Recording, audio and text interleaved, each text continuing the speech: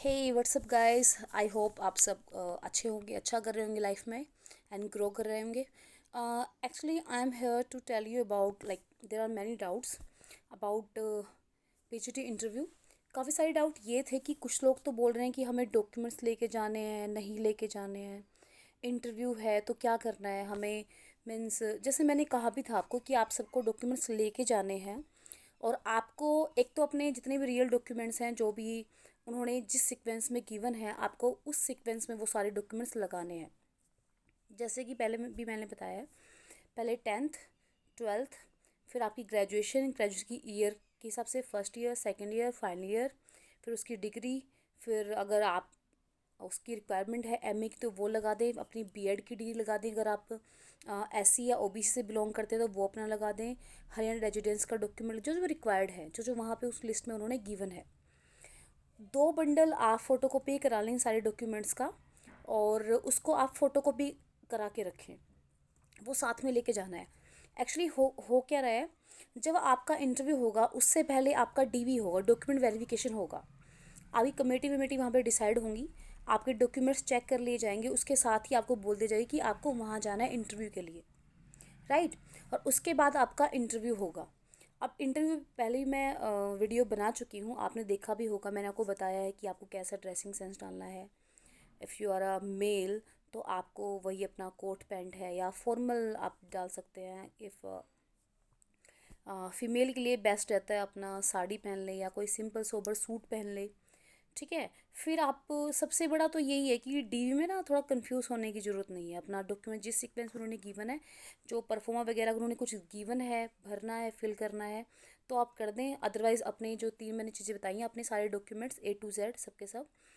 Even वो लोग जो आपकी डिग्री हैं ग्रेजुएशन की, पीजी की या आपकी बीएड की, एक लड़की ने पूछ रखा था कि क्या बीएड ज़रूरी है। ऑब्वियसली ज़रूरी है। देखिए, आप किसी भी टीसी एग्ज़ाम के लिए जा रहे हैं तो देखो, अगर आपने बीएड नहीं किया तो आप एप्लीकेबल ही नहीं है। बीएड इज़ मस्ट, ठीक है। कई जगह आपको देखा है ना कि आपको सिर्फ एमए करनी होती है, और आप देखिए, अगर आप किसी भी टीचिंग एग्ज़ाम के लिए जा रहे हैं, चाहे वो पीजीटी है, टीजीटी है, या जिस भी फील्ड के लिए जा रहे हैं, तो देखो बीएड तो कंपलसरी है। बीएड की आपके पास डीएमसी होनी चाहिए, उसकी डिग्री होनी चाहिए, ठीक है। और आपका जो भी एस्टेट है, एस्टेट आपको लेके जाना है, लेटेस्ट है, एक्सपायर नहीं हुआ है तो नहीं तो पिछला लेके जाए। वन मोर थिंग, एक और डाउट आता है, जैसे मान लो आप ओबीसी से हैं, मतलब बीसीए बी से हैं, या फिर एससी का तो खैर एक परमानेंट बनता है, उसका तो कोई ऐसी टेंशन वाली बात नहीं है। जो ज़्यादा इशू जो आता है वो आता है बीसीए और बीसीबी का। उसमें ये रहता है कि भाई आपको लेटेस्ट बनाना है, आपके पास ओल्ड है तो देखिए, वैसे तो अभी ये टाइम नहीं है, आप लोगों ने पहले ही बनवा ली होगी, क्योंकि वहाँ पे इस चीज़ का ही बड़ा इशू रहता है। तो इस ईयर का ही चलेगा, ठीक है। जैसे 1 साल चलता है, आप बनवाते हो ओबीसी वगैरह का, तो वो आपने जो लेटेस्ट बनवाया होगा इस साल का, वो ही चलेगा, जनवरी में जो आपने बनाया होगा, ठीक है। और लास्ट ईयर बनाया तो चल भी सकता है और नहीं भी, अदरवाइज़ अगर उसमें कुछ इशू है तो वो आपको टाइम देते हैं कि भाई ऐसे ऐसे ही है। तो डॉक्यूमेंट्स का आई होप आपके सारे डाउट क्लियर हो गए होंगे। और जैसे कईयों को मालूम ने रिजेक्ट किया है, तो रिजेक्ट जिनको भी किया होगा, आप बार बार अपनी जो मेल है वो चेक करते रहें। ध्यान से देखिएगा कि जब आपने फॉर्म फिल किया होगा तो आपने किसकी ईमेल आईडी दी होगी। कई बार हम क्या करते हैं कि जहाँ से हमने फॉर्म फिल करवाया है उसकी आईडी दे देते हैं उस बंदे की। तो अगर आपने उस बंदे की भी आईडी दी है तो उससे कंफर्म करते रहिएगा कि क्या आपके लिए कोई मैसेज आया है, नहीं आया है। वो आपको पर्सनली मैसेज डाल के बता देंगे कि ये इशू है, इस डॉक्यूमेंट में ये इशू है, तो वो आपको टाइमिंग भी देंगे। जैसे अभी भी आपने देखा, उन्होंने टाइम दिया हुआ है। जो रिजेक्ट किए हैं उनके पास पर्सनल मेल उन्होंने सेंड करी है, और उन्होंने बोला है कि ये पर्टिकुलर टाइम है, अपना जो डॉक्यूमेंट्स है वो अरेंज करके आप इधर आइए। तो आई थिंक डॉक्यूमेंट्स वगैरह का तो इशू नहीं है।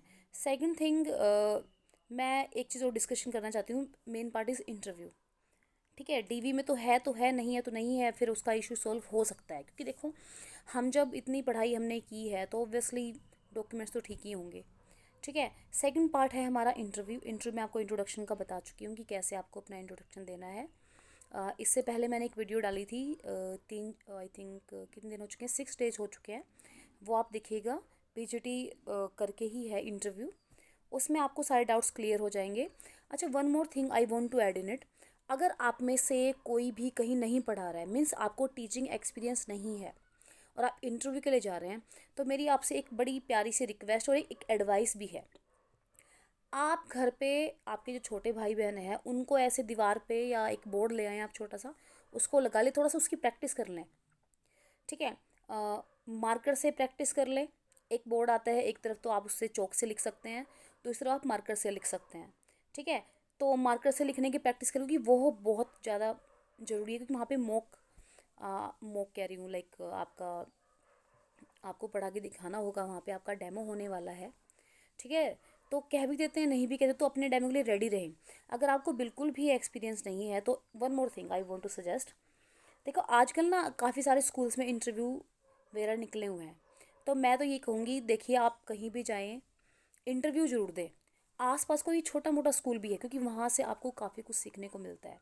जैसे अब मैं वीडियो बना रही हूँ, मुझे कहाँ से ये इतनी मतलब आइडियाज़ हैं मेरे पास, क्योंकि मैं जब शादी से पहले कहीं भी इंटरव्यू होता था, चाहे मुझे वो चीज़ करनी होती, वो जॉब करनी है या नहीं करनी है, मैं कोई भी इंटरव्यू नहीं छोड़ती थी।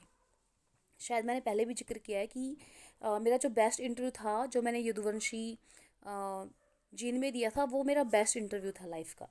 राइट, तो क्योंकि मुझे उसमें ना वो बहुत जेन्युइन क्वेश्चन पुट कर रहे थे, उन्होंने ग्रामर से भी क्वेश्चन पुट किए थे, उन्होंने लिटरेचर पार्ट से भी क्वेश्चन पुट किए, हमारी लिटरेरी टर्म्स होती हैं वो उन्होंने पुट किया, उन्होंने जो हमारी 11th 12th की जो सिलेबस की बुक्स हैं 10th 11th 12th की, वहाँ से उन्होंने क्वेश्चन पुट किए, उसके अंदर से डीप से क्वेश्चन पुट किए।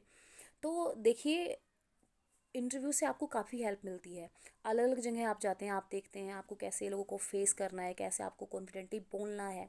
फिर अगर आप वहाँ के लिए, तो आपकी डेमो क्लास भी होती है, हर अच्छी जगह आजकल डेमो क्लास होती ही है। तो मुझे ऐसा लगता है कि आपको कोई भी इंटरव्यू छोड़ना नहीं चाहिए, इससे आपको काफ़ी कुछ सीखने को मिलेगा। और जो नहीं पढ़ा रहे हैं, या तो आप एक काम कर लें, आस पड़ोस के बच्चे बिठा लें, उनको पढ़ा दें, क्योंकि एग्ज़ाम का टाइम है, तो कहीं ना कहीं आपको कॉन्फिडेंस बढ़ता है पढ़ाने से।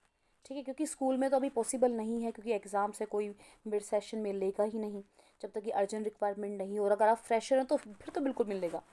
आप एक्सपीरियंस्ड हैं फिर भी आपको काम मिल जाता है, राइट, ठीक है ना, आपको अपॉर्चुनिटी मिल जाती है बोलने की। तो बेस्ट पार्ट यही है, आसपास के जो बच्चे हैं उनको आप पढ़ा दें, अपने छोटे भाई बहनों को आप पढ़ा दें।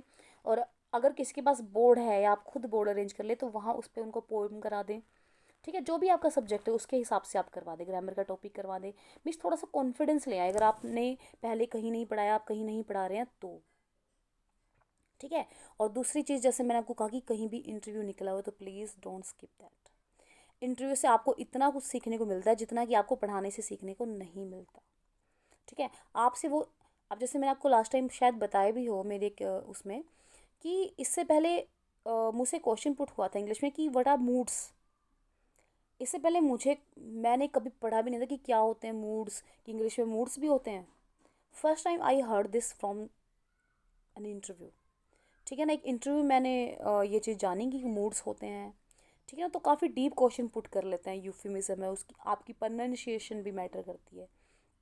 ठीक है ना, चलो हिंदी में तो क्या ही प्रोनाउंसिएशन होगी, अभी तो इंग्लिश का तो आना बाकी है, इंग्लिश का ही रहता है बस रिजल्ट। तो आई होप आपको ये थोड़ा बहुत हेल्पफुल रहेगी ये वीडियो, और सीखने को मिलेगा। और आई थिंक अब आपके सारे डाउट क्लियर हो गए होंगे।